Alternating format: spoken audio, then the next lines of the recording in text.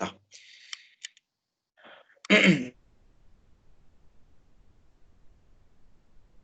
Tá, muito bem, obrigado.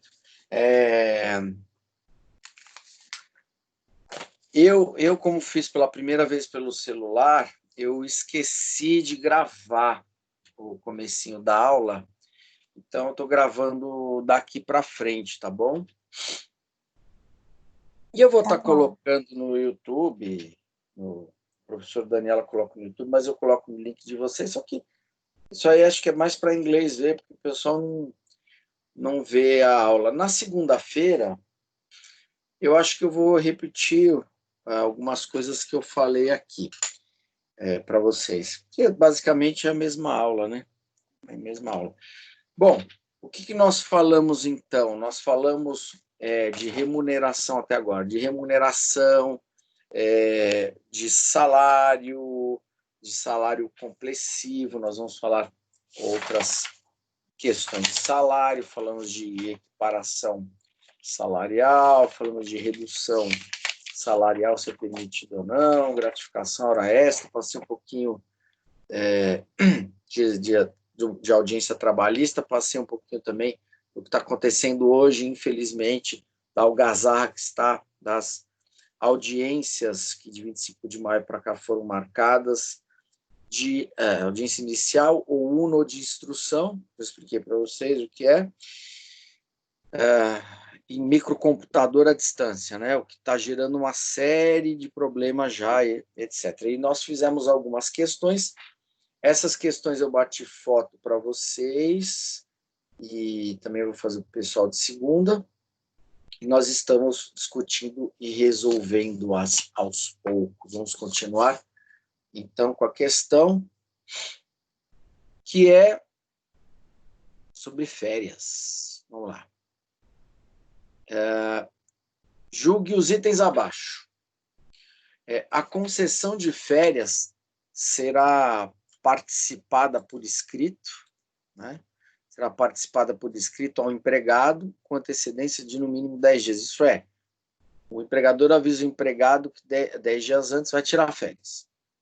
2.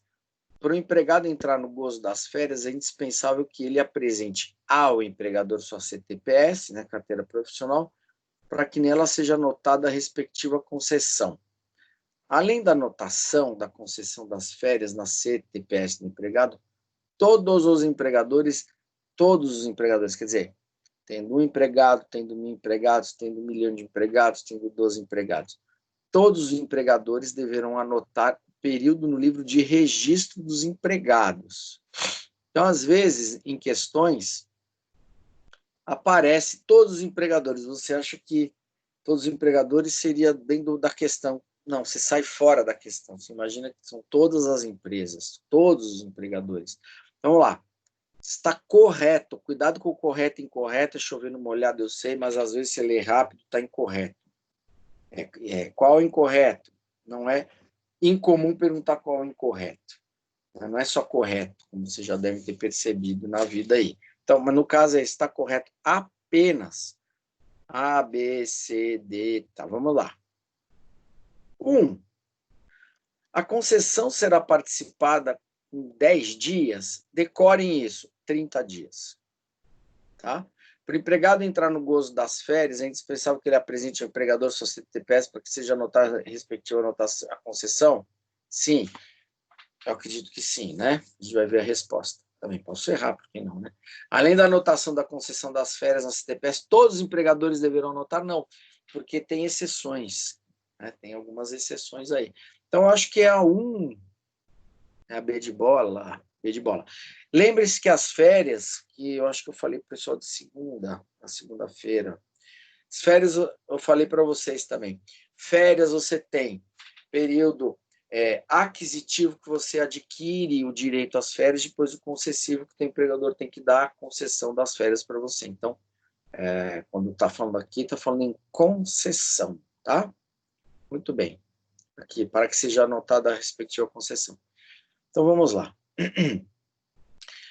O 135 da CLT, ele fala dos 30 dias. Então, anota aí 135, fala 30 dias antes, tem que avisar, tá bom?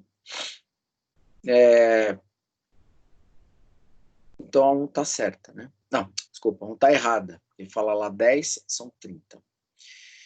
2, correta? Na minha opinião, correta. Vamos ver.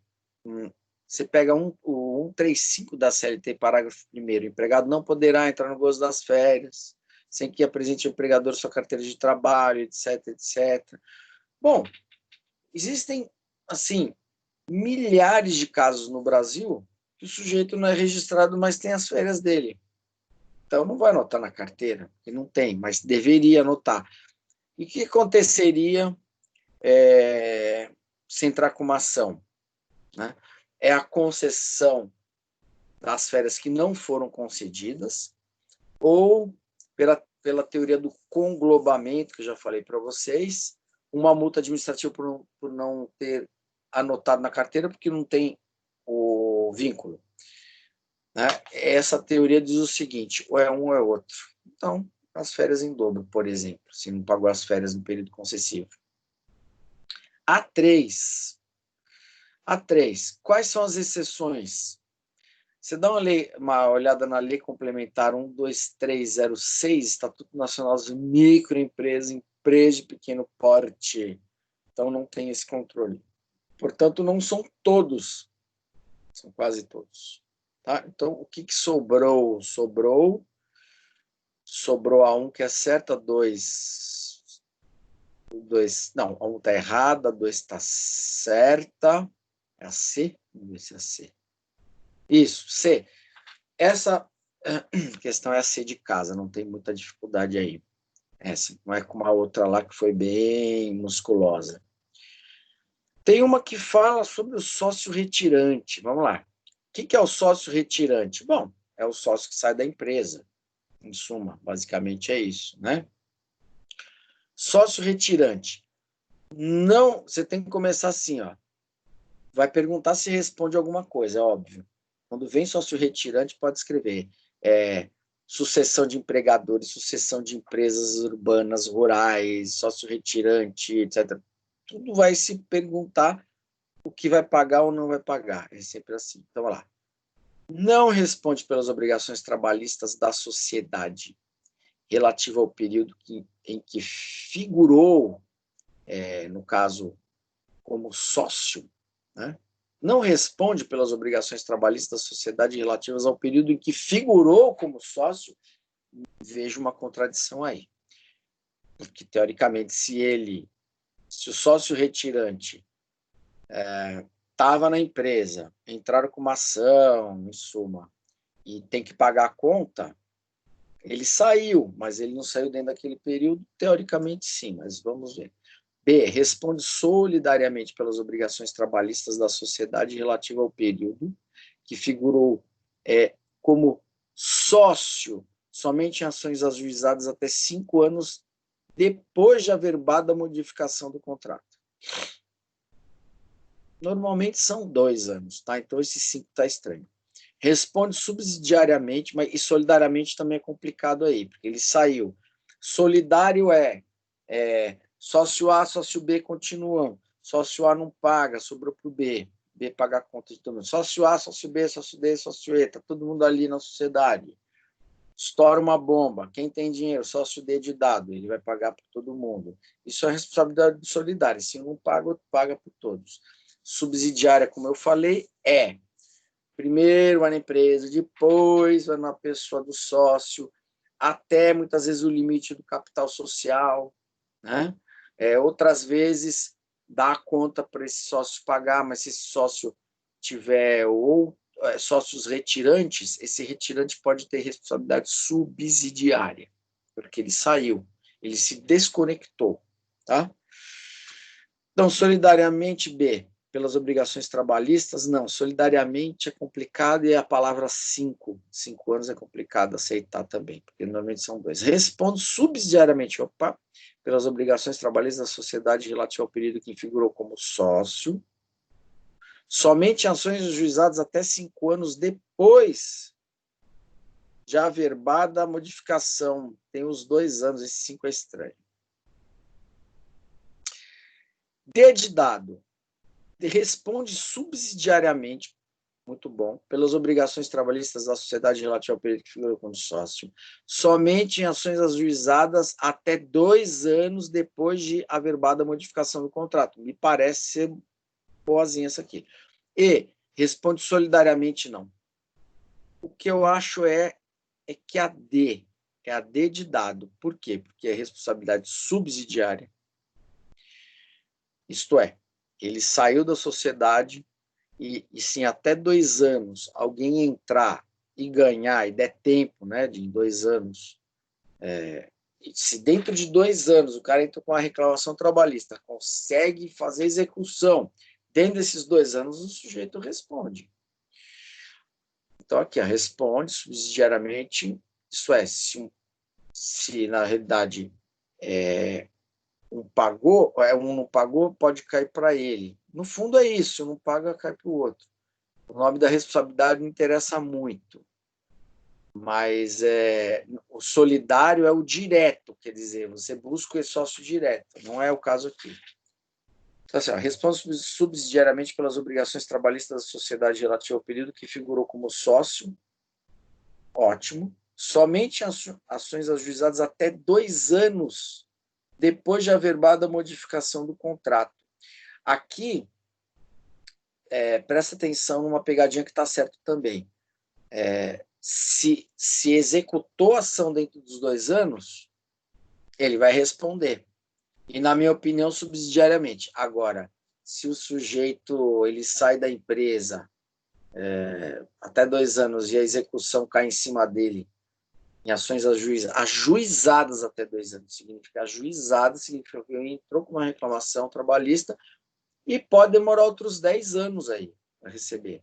Mas, olha só que interessante, eu sei que é um pouco difícil vocês entenderem, mas o que está dizendo na questão é assim, o sócio sai, joia, saiu, e saiu em 2019. Aí, em 2020, um ano depois, portanto, o empregado entra com uma ação. Tá bom. Só que essa ação vai se resolver em 2030. Aí você vai falar assim, passaram os 2 anos. Pois é, mas toma cuidado com o seguinte, ações ajuizadas significa dizer que, 2 pontos, se o sujeito fez ação em 2020, protocolizou essa ação em 2020, e você, sócio, só se desconectaria totalmente da empresa em 2021, significa que em 2030 o advogado pode buscar esse sócio que saiu em 2019. Entenderam a matemática aí? Tá? Não é complicado. Então, basicamente, né, o marco temporal para a contagem dos 2 anos é da verbação da alteração do contrato societário. Tá bom? Isso é importante, hein? Outra coisa importante. Eu saio da sociedade. Eu tenho uma sociedade com vocês, eu saio da sociedade. 2020. Tá bom? Aí eu saio. Passa 2021, passa 2022, passa 2023, passa 2024, passa 2025. Nisso, eu fui para outro lugar, fui morar em outro país, etc. E tal. E quando eu chego em 2025, eu tomo uma execução de responsabilidade solidária. Eu falo, aí eu vou estudar o processo. Espera um pouquinho. Primeiro, solidária para quem é sócio. Eu não sou sócio desde 2020. Né? 2, eu fiz lá um distrato com os sócios, certo? Então, que responsabilidade eu tenho nisso? No máximo, se pensar, seria uma responsabilidade subsidiária. Só que aí, eu simplesmente esqueci de ir no cartório e averbar essa minha retirada. Está vendo? Simples, bem simples. Olha a bomba nuclear que se criou. Né? Então, em relação ao sócio, o marco temporal da contagem dos 2 anos é a verbação da alteração. Isso é, a junta comercial tem que receber esse distrato, colocar lá, verbar igual no imóvel. Ele comprou, vendeu, alterou, hipotecou, tal, senão não vale nada. É por isso que o contrato de gaveta não vale nada. Então, eu fiz um contrato de gaveta. Eu tenho um amigo, para vocês terem uma ideia, fazendo uma parte, ele saiu da empresa há Mais de 20 anos, gente. 20 anos que ele saiu da empresa. Ele tomou 2 penhoras já. Uma faz 6 meses. Vocês acreditam nisso? Por quê? Porque ele simplesmente não averbou a saída dele, tá? Então, olha isso, porque ele é leigo, engenheiro, né? É leigo, foi na confiança dos outros, é sempre assim. E tomou a penhora de 50 milhas. Imagina isso aí, 50 mil reais. Ele deve estar feliz. E não tem jeito, tomou mesmo. Entra com embargo, gasta com advogado, tal. Não sou nem eu que estou defendendo ele, é um advogado amigo meu, porque advogar assim para amigo é complicado.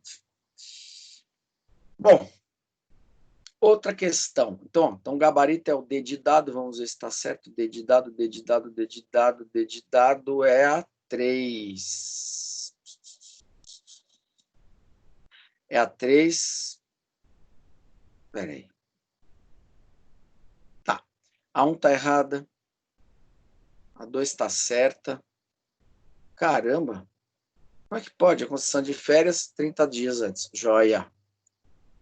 Ah, não, desculpa, gente. É outra questão. Peraí.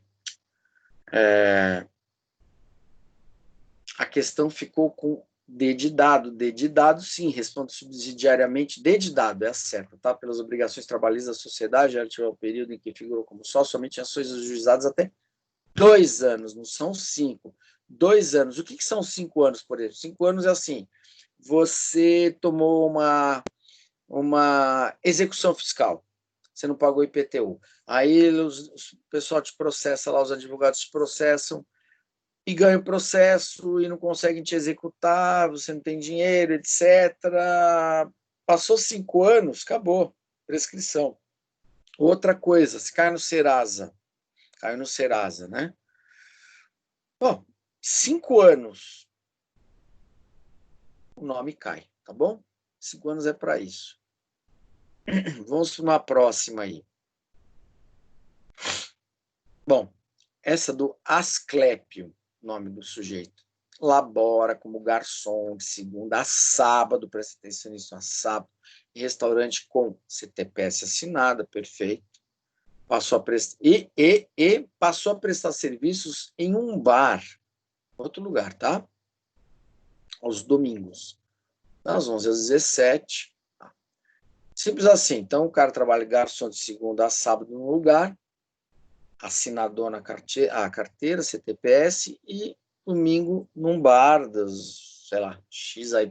Nesse caso, A de amor, ele não poderia ter seu vínculo de emprego reconhecido com o bar, já que possui outro vínculo trabalhista. B, como o contrato com o bar é posterior, deve ser anulado em observância ao princípio da exclusividade. Aqui eu já acho estranho. Por que ele não pode trabalhar? Olha só. Por que a pessoa não pode trabalhar para outro? Não pode trabalhar para outra pessoa que não haja confluência de horário. Quer dizer, você não pode trabalhar na empresa A e na empresa B das 8 às 6, segunda a sexta. Não daria isso. Mas você pode trabalhar na empresa A segunda a quarta e na empresa B de quinta a sábado, por exemplo. Então, essa B aqui, contrato com o bar é posterior, deve ser anulado em observância o princípio da exclusividade? Não teria isso. Exclusividade seria se ele trabalhasse num lugar e faz contrato com o segundo lugar, no mesmo horário, mesmo dia. Isso, tudo bem. C, de caso, vínculo trabalhista com o bar anula o vínculo anterior com o restaurante. Não vejo isso. Ele possui outro vínculo empregatício com o bar. Me parece ser razoável essa. E, não está presente o requisito da não eventualidade prestado no bar. Esse tipo da E está errado? É complicado entender exegeticamente. Não está presente o requisito da não eventualidade. O que é um cara não eventual? É o contrário, que vai todo dia. Então, não está presente o requisito de ir todo dia no trabalho prestado ao bar. Isso aí é mais para confundir, não diz nada. Não dá nem para entender. Não está presente o requisito da não eventualidade no trabalho prestado no bar. Não está presente o requisito da não eventualidade. Seria o certo. Sim, está presente o requisito. Não. não está presente o requisito da não eventualidade. Isso aí, ele vai todo dia, ao contrário. Isso aí é mais para confundir do que para entender. Eu acho que é a D. Por quê? Ele não poderia ter vínculo de emprego reconhecido com o bar, já que possui outro vínculo trabalhista? Não, se ele trabalhasse no mesmo dia e horário, como eu já falei. Então, vejo o erro aí. Como o contrato com o bar é posterior, deve ser anulado.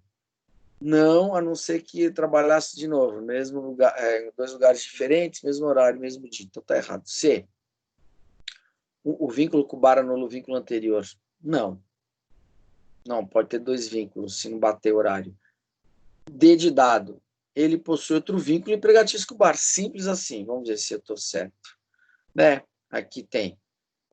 Considerando a existência da permanência na prestação de serviços ao bar, pode-se dizer que há não eventualidade dessa relação. Isso é, o trabalho prestado no bar não é não eventual. O trabalho para o restaurante não obsta o reconhecimento do vínculo com o bar, já que não se exige exclusividade, tá?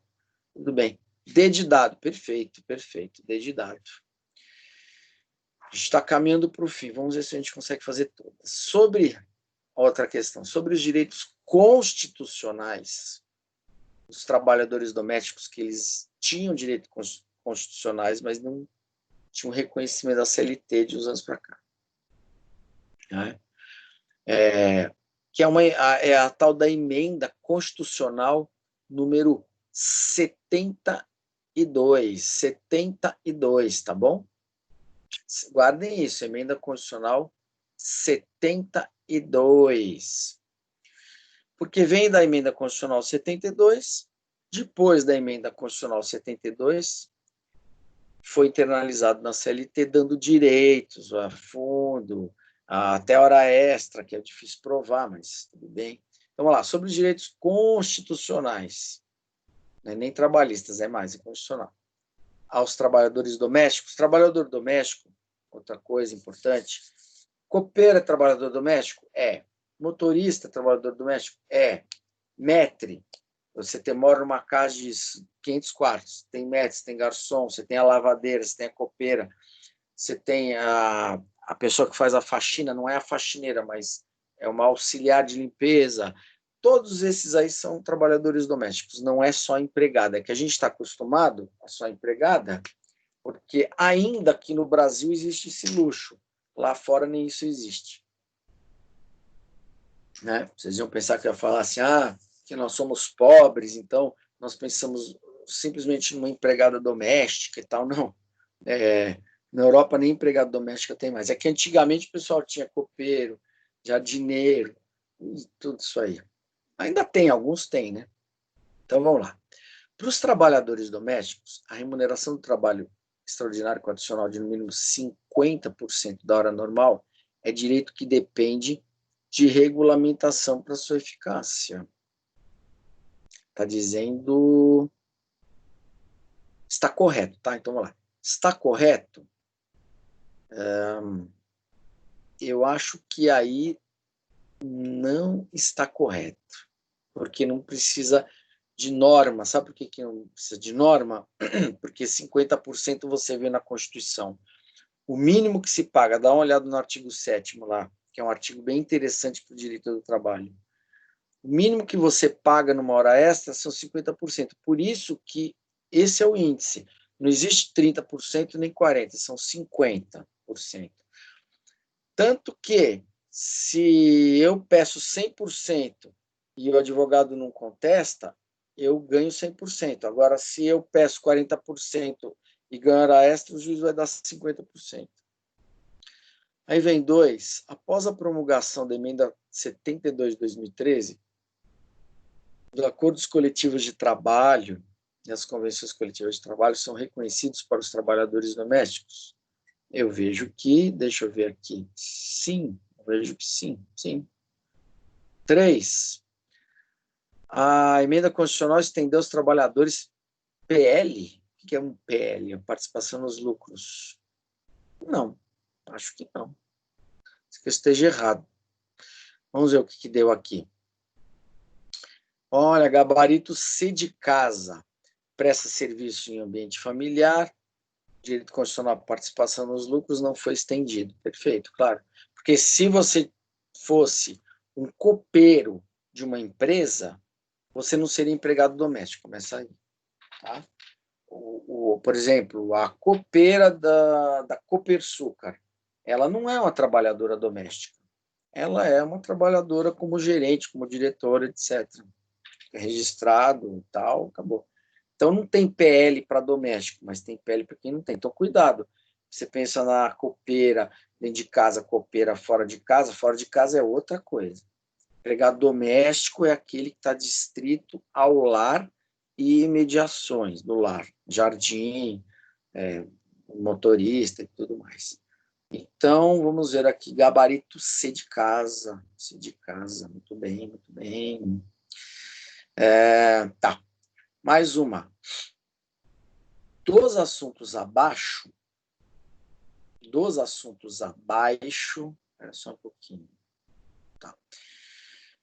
Dos assuntos abaixo, marque aquele que, por expressa disposição legal, isto está na lei, escritão ali na lei, o negociado não irá prevalecer sobre o legislado. Aí tem uma coisa interessante aí. Então, vamos pegar esses minutinhos finais e comentar um pouco isso, porque aqui dá uma musculatura, era a questão que eu queria comentar no começo, mas comento agora, dá tempo. Vamos ver, gente. Uma das grandes modificações da CLT foi o legislado sobre o famoso combinado, tá? Ou negociado pelo legislado. O que é isso aí? Negociado pelo legislado. Na primeira aula eu falei para vocês, o direito do trabalho é um direito altamente estatal, e o direito estatal no Brasil é um direito quase que paternal. Isto é, o Estado tutela os seus direitos trabalhistas públicos, porque você não tem condições para tutelar os seus próprios direitos.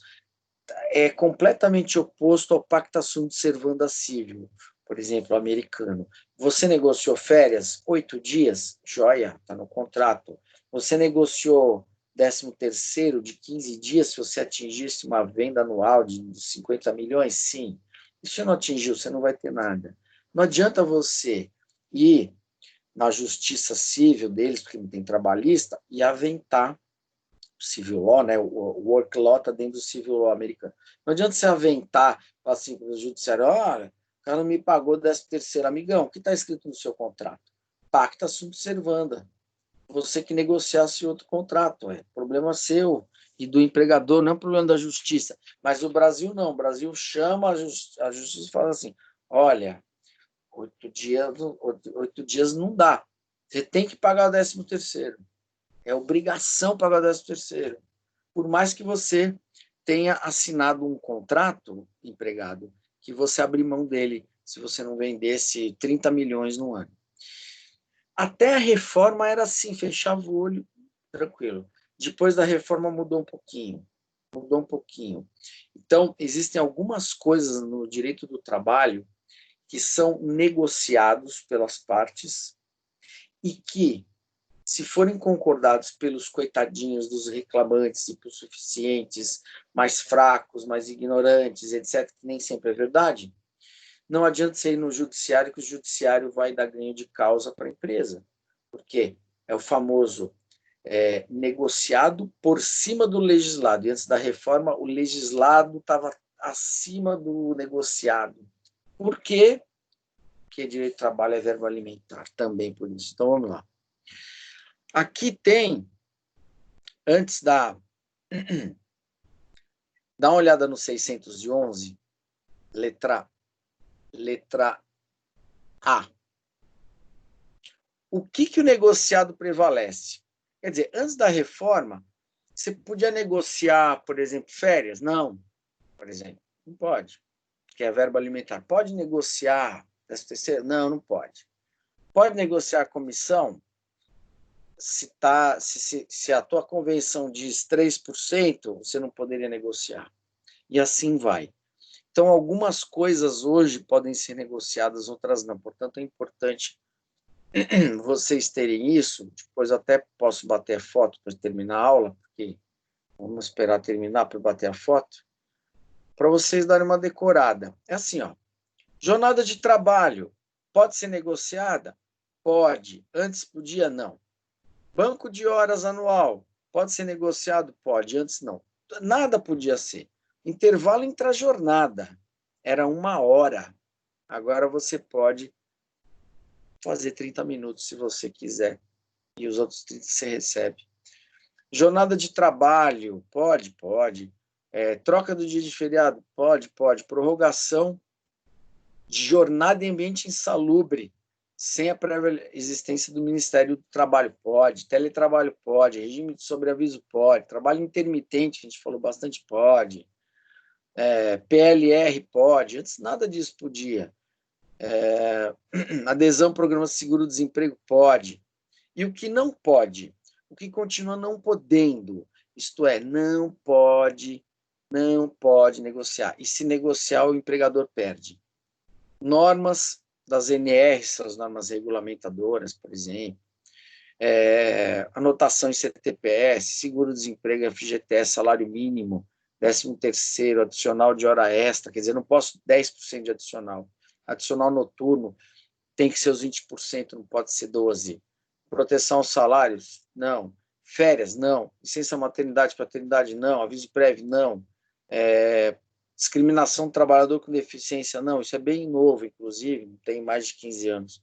Trabalho do menor? Não pode.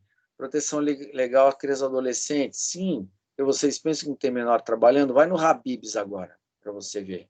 Vai no Habib's à meia-noite, quer dizer, está fechada a pandemia, mas vai no Habib's à meia-noite, lá, aquele perto da Marginal, tem só menor trabalhando, eu sei porque eu entrei com várias ações ali, e outros Habib's. Vai no McDonald's, esses McDonald's 24 horas, sim, tem menor trabalhando. Pode? Não, mas eles trabalham, é assim que funciona. Às vezes sai 3 da manhã, 4 da manhã, 14 anos, 15 anos, direito de greve e tal. Então dá uma olhada nisso, eu vou bater uma foto depois. Mas vamos voltar à questão para terminar aqui, porque, infelizmente, estamos indo para o finalmente. Tá bom. Dos assuntos abaixo, marque aquele em que, por expressa disposição legal, o negociado não irá prevalecer sobre o legislado. Isto é, não pode legislar, percebe? Olha, marque aquele em que, por expressa disposição legal, o negociado não prevalece sobre o legislado. O legislado está acima do negociado aí, tá bom? Vamos ver. Banco de horas anual, pactuação da jornada de trabalho, enquadramento do grau de insalubridade, modalidade de registro de trabalho adicional de penosidade. Eu acho que banco de horas anual a gente chegou a ler que pode. Pactuação você pode mudar. Horário de jornada de trabalho, 2 por 36, 10 horas no dia, 8 no outro, 4 no outro, 12 no outro. Antes era 8. Enquadramento do grau de insalubridade, a gente acabou de ler que pode, que é um absurdo, porque o cara trabalha numa caldeira, assim, 8 horas por dia, um barulho ensurdecedor, a caldeira 1.500 graus, vive até se queimando, tal, passa mal, e aí enquadramento, o empregador, vocês não aprenderam, eu já falei bastante, mas vocês não aprenderam formalmente, 10%, tá bom. Senão vai, o outro vai entrar no seu lugar e vai ir 10%, isso é o mínimo, não o máximo, são 30%. Então, enquadramento e grau de salubridade, pode negociar, que é péssimo. Modalidade do registro de jornada, também pode. Eu acho que penosidade, atividades penosas, que é um novo adicional, que é penoso, pesado, etc. Esse tipo de coisa não poderia. Vamos lá. Dos itens acima, apenas o da letra E consta no rol. lista de assuntos que o negociado não prevalece. A penosidade não prevalece, certinho, certinho. Por exemplo, Professor, sim, é porque pode falar. esse adicional, então, ele não foi regulamentado, ele não é regulamentado, ele não é legal, é isso? Não, é assim, a insalubridade, você tem 10% mínimo, né? 20% médio e 40% em grau máximo. Como é que você sabe que a sua empresa tem insalubridade? Bom, se tua empresa foi aberta ontem e se tem um trabalho insalubre, você até pode, como empregador, querer pagar o mínimo. Querer pagar o mínimo.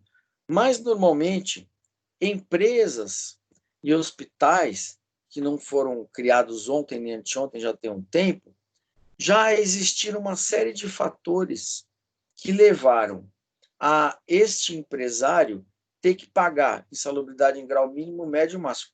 O que aconteceu? Basicamente, coisas do tipo: bom, o sujeito vai trabalhar nessa empresa. Essa empresa existe há 8 anos. Aí esse sujeito aí vê que tem grau mínimo. Só que ele trabalhou numa outra empresa e ele vê que nessa empresa, que a função é a mesma, só que é outra empresa, claro, poxa, ele recebe grau médio na outra. E essa que ele trabalha é muito pior, ele se sente muito pior.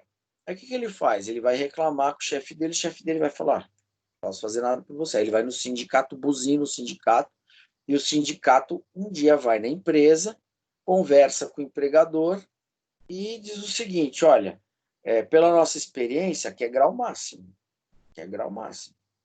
Aí o que o empregador faz? Ou ele morde isso e fala: tudo bem, vou pagar o máximo, ou senão ele fala: olha, não vou pagar coisa nenhuma. Aí o que o sindicato faz? Ele chama esse empresário para uma espécie de um dissídio, um processo especificamente da insalubridade entre essa empresa em relação ao sindicato, porque o sindicato está chamando essa empresa. Aí é julgado. É julgado. Vamos dizer, como é que é julgado? Simples. Como o juiz não sabe o que é, quer dizer, ninguém sabe direito o que é, manda um perito lá, e o perito vai fazer um laudo e dizer é máximo. Então, aquela empresa já é máxima. Agora, mesmo assim, tem empresa que simplesmente chama a pessoa para trabalhar e fala: vou pagar mínimo. Pagar mínimo. Mas aí o cara descobre que tem máximo. O que ele faz? Nada. Ele trabalha até X tempo, depois ele sai, entra com uma reclamação e com o próprio laudo que foi feito lá atrás, que o juiz intima a empresa a apresentar, condena a 30%. Só que o que acontece depois da reforma? O empregado ou o empregador podem negociar essa insalubridade. Então, muitas vezes, nessa empresa dos 8 anos aí, o empregador fala assim para o empregado: olha, eu vou te pagar o mínimo. Aí o empregado fala assim: olha, eu já trabalhei em 3 empresas, eu dei uma olhada lá no pátio, o negócio é pesado, ele não é mínimo, tem que ser o máximo. Aí o empregador fala assim: olha, se você não quiser trabalhar, tem outro que vai trabalhar 10%. Então, não é que foi regulado, está lá em insalubridade, né? Insalubridade está, por exemplo, na norma regulamentadora 15 do Ministério do Trabalho, a insalubridade está do 189 ao 192 da CLT, está lá. Só que o legislador permitiu na reforma que se pudesse negociar o enquadramento do grau de insalubridade. Agora, quem que enquadra o grau de insalubridade? O empregador que vai enquadrar, porque ele é que vai pagar o outro. Então, no fundo, é mais um tiro no pé do trabalhador. Então, quando eu falei no começo do semestre para vocês o porquê, não dá para falar tudo, mas você vê, cada vez que a gente estuda alguma coisa, tem uma supressão de direito que é legal pela reforma trabalhista. É amoral, é antiético, é até inconstitucional para mim, mas por enquanto é legal você fazer esse tipo de coisa aí, né? Então, infelizmente, está aqui, dos itens acima, apenas a letra E consta do rol de 611B, que é o B de bola aqui, que é o legislado sobre o negociado, é o E. Então, penosidade não se abre mão, mas insalubridade se abre. Aí você fala, poxa, então, por que não abre todos esses tipos? Porque o legislador é meio incompetente e separou penosidade e insalubridade não. Só que insalubridade é bem complicado. Eu acho que é mais difícil você trabalhar, por exemplo, você pegar periculosidade e insalubridade.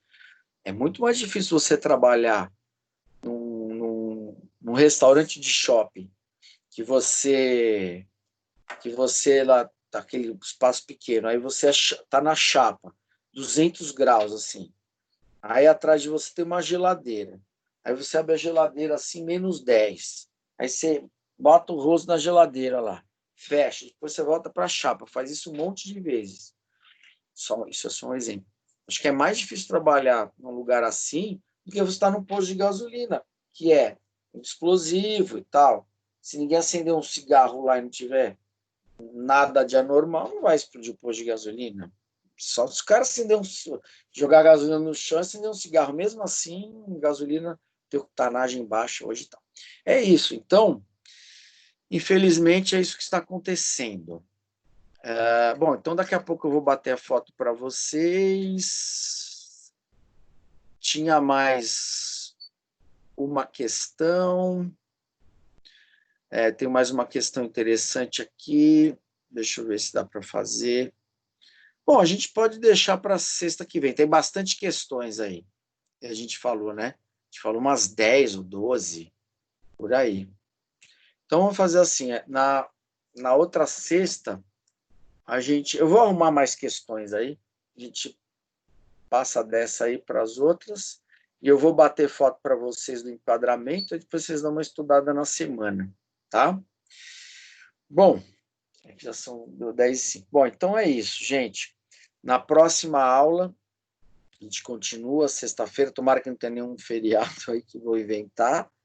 E os exercícios, como eu falei para vocês, eu vou ver se eu passo até esse final de semana se a internet voltar, porque até agora está uma exclamaçãozinha no meu computador, eu não tenho internet. Tomara que às 6 horas da tarde de amanhã volte, senão só vou colocar segunda-feira isso aí, segunda, terça, tá? Mas é isso, exercícios tranquilos, igual aqueles lá que vocês fizeram, foi rápido. Bom, então, se vocês precisarem de alguma coisa, eu estou no grupo, tá bom? E vamos em frente, joia? Então, boa noite aí para vocês todos. Boa noite, professor. Boa Tudo de bom noite, aí. Hanna. Boa noite, Fred. Boa noite, Solange. Boa noite, Fred. boa noite a todos. Boa noite. Boa noite. Obrigada pela aula. Bom, obrigado. Tchau.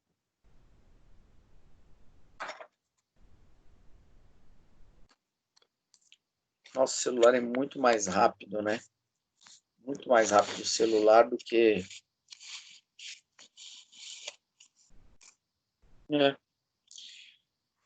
Poxa, eu tô sem internet até agora, meu. Que coisa, cara. Caramba.